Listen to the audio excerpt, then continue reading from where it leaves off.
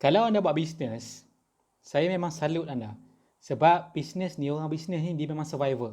Memang survivor. You akan cari something yang untuk selesaikan especially masalah sales dan konsistensi yang you ada. Jadi saya Amin Kamarudin. Dalam video ni saya akan berkongsi apakah idea produk-produk yang anda boleh consider untuk diniagakan untuk tahun 2020 ni.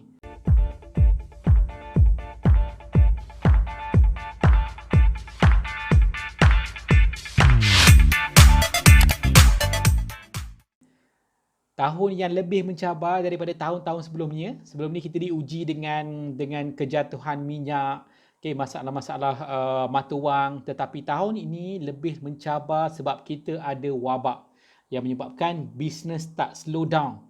Kalau kita tengok daripada laporan, even business tourism, kalau tahun ni masalah COVID atau coronavirus ni selesai, business tourism hanya akan pick up 2 tahun akan datang. Jadi kita tak nak macam tu. Kita nak cepat. Kita ada perut yang kena diisi, kita ada family yang kena ditanggung. So kita mencari-cari bisnes yang boleh ataupun produk yang boleh survive di mana-mana zaman. Walaupun keadaan darurat ataupun keadaan darurat tak boleh kerja dah kan. So kita tengoklah supaya tak adalah capai darurat. Dalam kuarantin, dalam kita perintah kawanan pergerakan dan sebagainya, zaman gawat ke, zaman tak gawat ke, bisnes kita masih boleh berjalan. Produk kita masih ada permintaan tinggi secara konsisten. Dan saya nak, selain pada cabaran yang saya hadapi dalam keadaan COVID PKP ni, tetapi kita boleh tengok, saya tengok dalam bisnes yang sekarang sales melonjak. So saya nak guide sedikit, saya nak bagi sedikit guide idea kepada anda, apakah jenis-jenis produk yang anda boleh consider untuk niagakan supaya dalam keadaan macam ni, dalam keadaan yang sangat mencabar, tak boleh pergi kerja, tak boleh nak jumpa orang, tak boleh nak buat offline, banyak company cut staff, banyak benda yang ditekan, supaya dalam keadaan macam ni business kita, income kita masih boleh masuk dan boleh dapat yang lumayan ataupun dapat lebih daripada keadaan-keadaan biasa. So jadi idea ni ada 8. So yang pertama saya nak kongsi daripada pengalaman saya. Produk. Sebelum saya start 8 jenis produk tu, saya nak share dulu. Produk ni kriteria dia mestilah produk jenis keperluan. Produk yang orang perlu dapatkan walaupun dalam keadaan ekonomi gawat ataupun okey, ataupun dalam keadaan mereka ada duit, ataupun dalam keadaan mereka tak ada duit. Keadaan mereka sihat ataupun mereka tidak sihat. Keadaan mereka happy ataupun sedih. Mereka tetap perlukan produk ni. So jadi tarikan kriteria produk yang nombor 1 ialah mestilah produk yang keperluan dan boleh bagi kesan, impact yang sangat-sangat positif seperti mana ataupun lebih daripada jumlah yang mereka bayar untuk dapatkan produk ni. Yang pertama ialah produk kesihatan lelaki perempuan. Lelaki ataupun perempuan. Masalah kesihatan lelaki ataupun masalah kesihatan perempuan. Kenapa? Bila orang ada masalah, bukan semua orang sakit kena pergi klinik hospital. Dan ada orang tak suka nak makan ubat. Sebab benda tu sintetik dan sebagainya, atas macam-macam lah. Mitos dan tak mitos, you kena buat rujukan. You kena buat bacaan. Kalau kita pun sakit-sakit sikit, tak naklah pergi. Betul tak? Tak naklah pergi. Kalau sakit sekumpul, kalau boleh tak nak pergi klinik, tak nak pergi hospital. Kita cuba cara alternatif yang selamat, yang benda tu at least ada kajian saintifik yang kita yakin nak guna dalam masa dalam tempoh masa yang lama. Itu yang penting. Produk kesihatan. Dalam keadaan sekarang lagi orang stres. Dalam keadaan ekonomi lagi orang stres. Bila stres apa jadi problem? Muka lagi problem. Kesihatan, yang kolesterol lagi naik, stres lagi naik, kita punya gastrik lagi teruk, siapa yang ada masalah eczema lagi teruk. Bila keadaan stres dengan faktor ekonomi dan tekanan daripada masalah ekonomi dunia ataupun kita punya isu-isu persekitaran lah. So mereka tetap perlukan, mereka tak boleh tahan, mesti dapatkan produk, kan? So jadi kena consider untuk produk. Sebab kalau anda tengok ikut statistik kan, kalau tahun lepas kementerian keluarkan statistik yang mana rakyat Malaysia kita adalah nombor 1 di Asia kalau tak silap dari bab obesity. Maksudnya 57% okay, rakyat Malaysia obes. Dan maksudnya obes, kenapa yang jadi bimbang sangat? Pasal obes ni sebab dia membawa kepada masalah kesihatan yang lagi teruk. Kecil manis, buah pinggang, kolesterol, stroke dan sebab masalah tenaga, masalah sendi, itu banyak yang diakibatkan oleh masalah berat badan. So kena consider, ada boleh sebab the demand is there. Kan? Demand sudah ada. 57% daripada rakyat Malaysia confirm. Yang lain on the way. Kenapa? Budaya pemakanan, budaya gaya hidup senam dan sebagainya. So the demand is there. You kena dapatkan produk yang memang works, yang memang selamat, yang memang orang confident, yang orang happy bila orang guna produk tu dengan you. Okay, itu yang pertama, produk jenis kesihatan. Untuk yang kedua ialah produk kecantikan. Senang nak cakap orang perempuan, walaupun dia kerja ke dia tak kerja ke, okay, ada anak ke tak ada anak ke, mesti ada bajet untuk kecantikan. Betul tak? Dari krim ke, cuci muka ke, krim tu krim ni, vitamin tu kan. Itu dah jadi satu benda essential.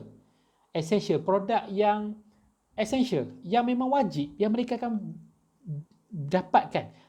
Lepas produk ni, try produk ni, tak puas hati. Lepas produk ni, tak puas hati. Okay, yang murah tak puas hati, yang mahal tak puas hati. So, bila you nak consider produk kecantikan sebagai salah satu produk ataupun satu-satunya produk yang you nak niagakan sepanjang 2020 ni, kena consider produk tu mesti safe. Tidak pernah ada isu dengan KKM ataupun halal. Pertama. Kedua, mestilah works. Mestilah berkesan. Selamat dulu baru berkesan. Ketiga, produk tu mesti ada prinsip. Syarikat tu mesti ada prinsip. Mesti ada prinsip. Jadi kalau tak boleh sekadar untuk untung sahaja. Kalau produk syarikat tu tak ada prinsip, maka dia akan senang-senang curi-curi. Masukkan mercury, masukkan hydroquinone, menyebabkan lepas orang guna 2 tahun, 3 tahun, baru kita dapat report yang produk itu tidak diluluskan ataupun ditarik balik. Ada logam berat dan sebagainya. Benda ni trending. Banyak lambakan produk. Dan even kadang-kadang untuk banyak produk yang owner sendiri pun tak tahu apa yang ada dalam produk. Apa yang ada dalam produk. Tahu nak jual je. Jadi kena consider. Kena consider benda ni. Supaya satu, kita tak saja-saja dapat dosa. Kita tak check dosa kita lah. Betul tak? Kita kena check lalu detail apa. Kan? Kalau kita betul-betul nak buat bisnes dalam ni, kita kena ada saintis. Kita kena ada doktor yang really into, ataupun kita kena ambil produk daripada syarikat-syarikat jenama yang memang ada saintis, ada lab, ada semua dan mereka sanggup labur duit banyak untuk apa? Untuk pastikan produk tu selamat dan berkesan. Itu yang penting. Jadi kena consider. Ketiga, produk yang ketiga ialah apa? Ini bukanlah produk sangat, tapi saya suka ambil benda ni sebagai produk. Apa yang you boleh jual? You boleh jual peluang untuk menjana pendapatan. Jangan ingat skim Jangan ingat skim. Jangan cakap pelaburan-pelaburan yang mengarut tu. Jangan. Itu kita cari dosa je. Kita cari dosa. Dia join dengan kita, dia ambil duit family dia, dapat semua family, lepas tu tak betul, duit tu lesap, dia ada masalah dengan family dia.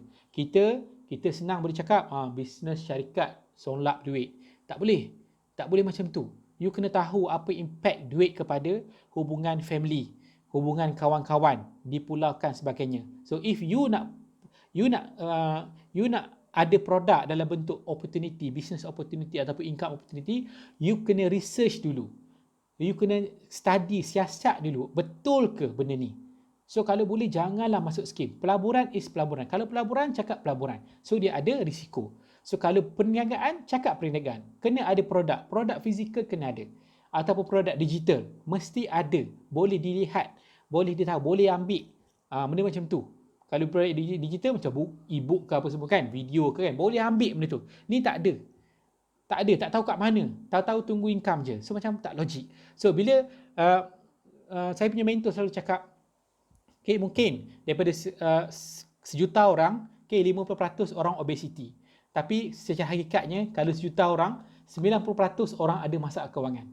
Maksudnya orang lagi ramai nakkan peluang buat income berbanding dengan peluang sihat. Sebab orang yang lagi ada kesihatan tak sihat, bab duit ni lagi banyak lagi daripada tak sihat kesihatan. So jadi bila you nak share something, so peluang income yang you buat, contohnya sistem bisnes yang boleh you recruit agent. Dan bila agent you direkrut, dia pun boleh rekrut network-network di sekeliling dia. Tanpa ada isu, skim cepat kaya dan sebagainya. Mesti ada rekrut ke apa ke, mesti ada produk in place. Produk mesti ada. Jangan produk tu overpriced. Produk itu memang orang tak pakai tapi harga mahal. Ubat gigi harga sampai 300-400. Kan? Tak logik.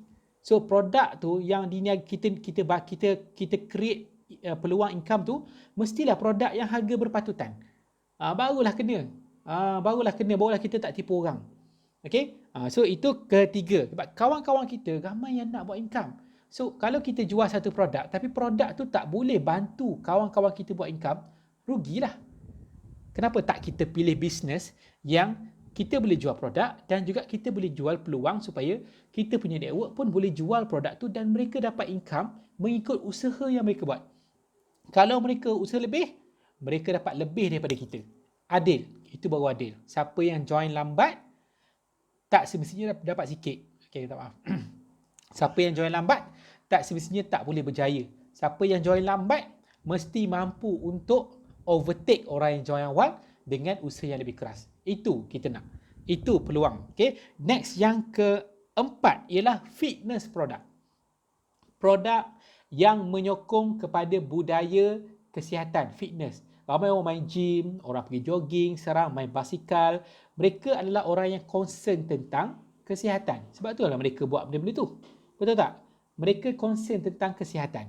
So, mereka pun concern untuk makan makanan-makanan kesihatan yang menyokong fitness. Contohnya protein, contohnya energy drink, contohnya apa? Energy bar, contohnya apa-apa yang boleh recover mereka, untuk mereka stay fit. So benda ni memang boleh dijadikan satu produk sebab memang trending, memang tengah trending. So next ialah kelima ialah yang ni pun menarik sepanjang zaman, produk weight loss. Weight loss trending dia tak akan turun. Betul tak? Trending dia tak akan turun, tetapi trending dia semakin naik. Orang semakin fast, orang semakin kerja makin sibuk, orang makan fast food, orang tak cukup zat dan sebagainya. So kita boleh consider weight loss produk untuk jadi kita punya tu. Sebab memang ramai, sekeliling kita ramai. So tapi make sure weight loss produk tu mestilah dia attack lemak. Dia jangan attack muscle. Bila attack muscle, dia turun, tetapi bila dia stop produk tu, dia punya berat badan akan naik shoot. Dia akan shoot dengan tinggi sebab tahap metabolisme dia telah menurun. So kena tengok kajian produk kesihatan tu macam mana dia bantu kuruskan badan. Ke minum-minum terus kurus je, tak ada scientific research, tak ada sebab selamat, tak ada persijilan, tak ada kajian, tak ada jurnal contohnya. So menyebabkan akan timbul banyak masalah lepas tu. So demand ada, tapi demand tu tidak membenarkan kita untuk niagakan produk-produk yang pada saya sampah, packaging cantik apa semua tapi tak ada kajian, tak ada research, tak ada expert belakang dia yang betul-betul, tak ada legacy, banyak masalah. So kita tak nak benda tu. Kalau tengoklah surat khabar, banyak produk-produk yang ditarik balik oleh sebab pengeluar tak sabar nak buat duit, oleh sebab pengguna tak sabar nak kurus. Selamat nombor dua. Siapa yang merana last kali? Pengguna yang merana. Owner dah dapat banyak duit, bayar je lah saman. Betul tak? Tapi saya percaya ramai owner yang tak nak macam tu. Mereka seboleh-boleh je nak pastikan produk mereka baik. So jadi pesan saya, bukan prinsip bisnes bukan sekadar duit. Mestilah sekadar nak orang sihat, kurus dengan selamat. Kemudian yang enam, ini adalah produk yang trending sepanjang zaman juga, iaitu produk yang berkaitan dengan ibu, hamil, subur, hamil, produk pantang, penyusuan. So benda ni bayangkan, Kalau daripada sejarah kita punya customer-customer, kita ada banyak line produk, banyak jenis produk yang kami supply. Bila kita boleh tengok pelanggan-pelanggan yang ada anak 3, bayangkan bila anak 3, dia akan hamil dekat setahun, betul tak? 9 bulan. Okey, hamil dekat setahun. Lepas hamil dia bersalin. Lepas bersalin dia akan berpantang. Lepas berpantang dia akan menyusu. Menyusu berapa lama? Menyusu 2 tahun. Jadi bayangkan satu orang anak 3 tahun penggunaan produk. Kalau ada 3 orang anak, 9 tahun konsisten guna produk daripada anda. Anda tak nak macam tu. So jadi kena consider lah produk yang selamat untuk ibu, produk yang efektif, produk yang memang supply tak putus, produk yang memang bagi lebih nilai kepada pengguna itu sendiri. Okay. So itu yang ke-6. Yang ke-7 ialah energy booster. Energy booster. Kenapa energy booster jadi produk yang semakin trending? So kalau tengok dekat US, benda tu dah hampir saya rasa dah 5 tahun trending. Malaysia baru nak masuk dan tidaklah terlalu snack tak ada lagi. Kat Malaysia kan ada dalam bentuk tepung, dalam bentuk air, kan, dalam bentuk bar tak banyak lagi. So jadi kena consider. Tapi apa yang ada kat Malaysia kita boleh guna. Sebab kenapa? Sebab sekarang orang sibuk, orang nak cepat, orang semakin stres, kejar duit, jalan dulu slow, sekarang jalan laju, jadi banyak tenaga pakai. Dulu tak biasa fitness, sekarang ni memang jadi budaya fitness, so you banyak guna energy. So bila you hidup dalam keadaan yang sibuk, aktif, you perlukan energy. So kena consider produk-produk makanan kesihatan yang selamat, yang boleh bagi energy.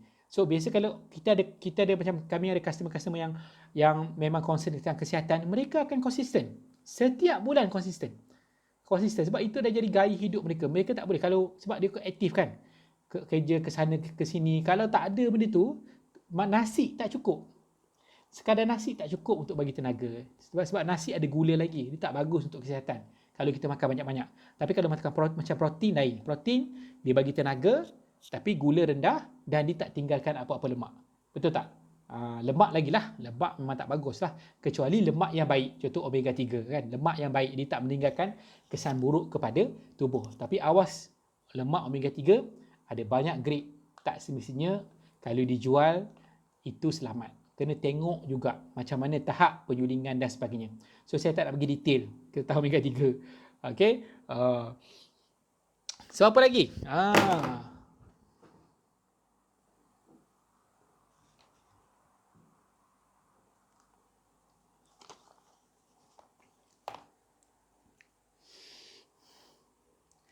Dan yang ke-8.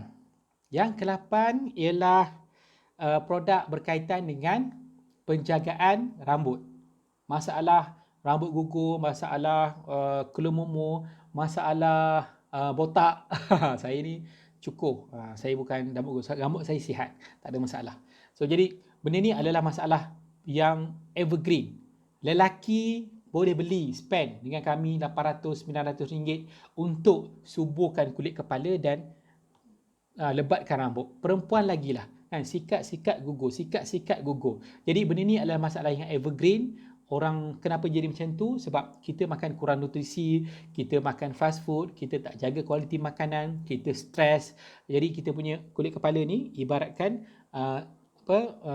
tanah yang tidak subur. So memang kalau anda tengok iklan-iklan di internet ataupun iklan-iklan di TV pun memang tak putus-putus dengan jenama-jenama produk jenis untuk penjagaan rambut. Maksudnya itu adalah demand yang berterusan. Selagi mana manusia ada rambut, selagi itu akan ada masalah rambut. Jadi saya Amin Kamarudin daripada Business Ultimate. Apa yang saya nak share ialah sebelum tu, sekiranya anda rasa ada idea-idea ataupun apa pendapat anda tentang 8 pilihan produk yang saya share yang anda boleh cuba untuk 2020 ni. Kalau anda ada cadangan produk-produk lain yang boleh diniagakan untuk 2020 yang tinggi demand, yang jenis keperluan, anda boleh tulis di komen di bawah. Ataupun sebelum saya nak akhiri sharing pada saya ni, saya nak share yang kita menyediakan untuk anda yang betul-betul nak buat income. Okay, nak buat income, tak nak jual produk, ada masalah, orang tak nak belilah, orang bukan tak nak beli, orang tak repeat order lah kan, komplain tak jadilah, menyebabkan kita rasa benda tu tak fit dengan kerja keras kita kerja sungguh-sungguh, marketing betul-betul, tapi produk tu tak boleh nak support kita. So you kena consider untuk tengok option yang lain. So kami menyediakan produk, sistem bisnes, latihan, support, mentor dan kelas-kelas. Dalam keadaan sekarang kita ada kelas harian dalam bentuk online. So dalam tempoh PKP ni kan, so kelas harian, so supaya you boleh solve you punya problem every day. Itu kita punya kita punya program lah, supaya kami nak bantu anda semua untuk boleh buat income. Ada handphone, ada internet, boleh buat income. Just nak dapatkan produk, company yang betul, mentor yang committed dan sistem bisnes yang tak pening kepala. Dah tahu nak buat ini, nak buat income 5,000 macam ni, nak buat income 10,000 buat macam ni, nak buat 3,000 macam ni. So semuanya sudah ada. So itu saja, boleh klik di bahagian bawah. Okay, ada peluang bisnes, ada buku, ada e-book, anda boleh komen apa-apa yang anda nak komen yang baik-baik ya. Dan jangan lupa kongsi, like dan share komen saya punya video ni. Terima kasih.